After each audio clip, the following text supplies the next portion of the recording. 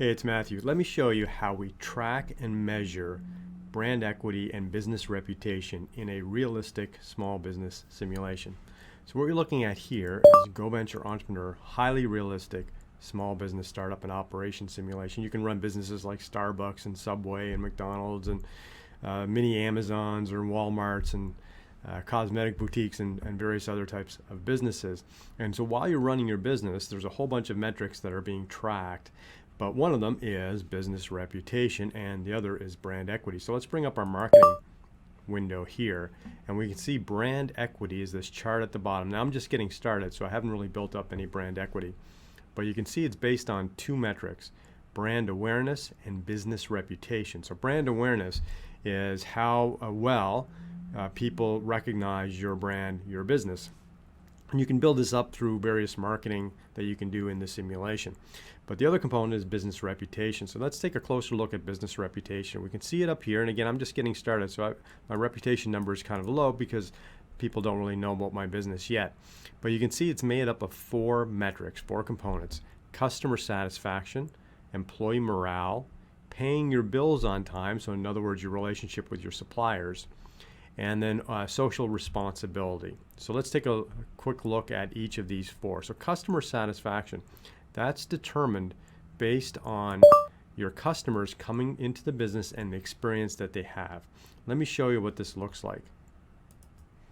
Okay, I've opened for business, and you can see customers are entering my business and they're having an experience with my business. They're waiting to place their order, they're placing their order, they're getting their food, and I'm running a restaurant, by the way, so they're getting food. And you can see there's actually customer feedback that is, oh look, one of our employees is going to arrive late, so that's going to be a bit of a problem. That will actually affect my customer feedback because I won't be able to serve customers as quickly as I'd like otherwise.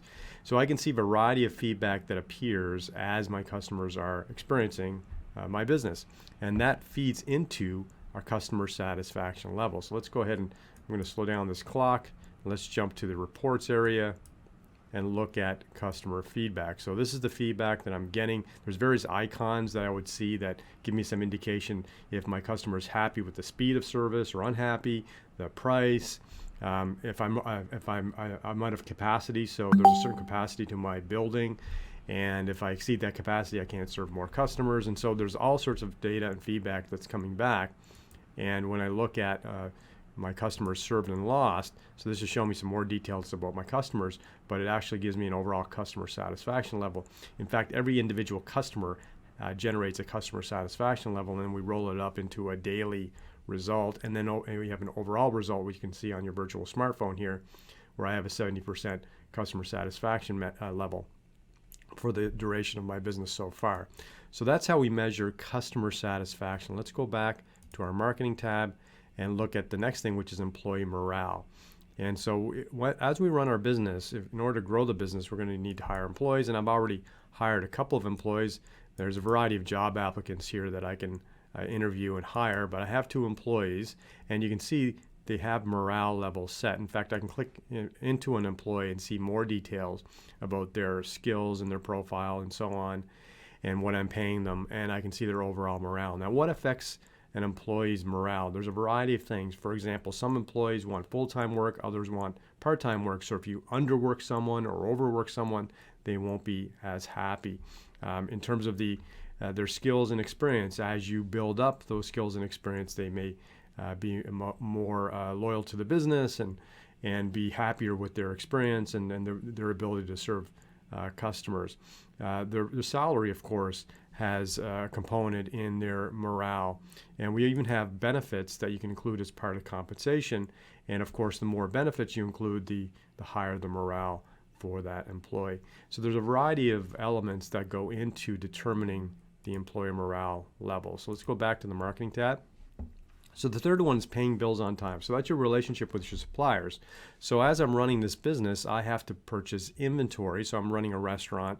And so what I would do is I would go to my products and I can review different suppliers, and I have different suppliers with different price and quality levels and so on.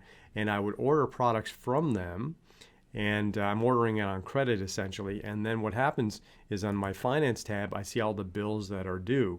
And if I pay my bills on time, or fast. In fact, the faster I pay my bills, the happier my suppliers are going to be with me.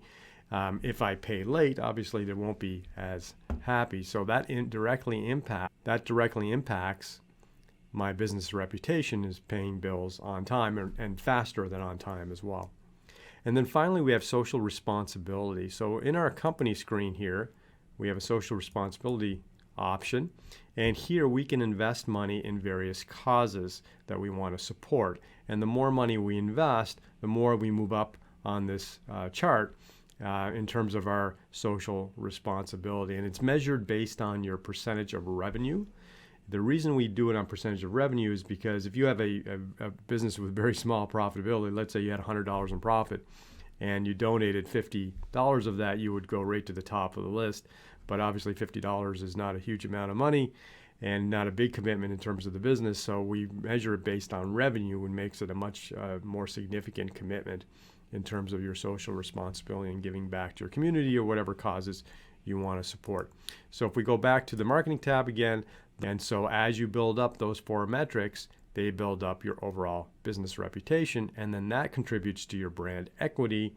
And you can build up your brand equity by having a better business reputation and creating more awareness of your business at the same time.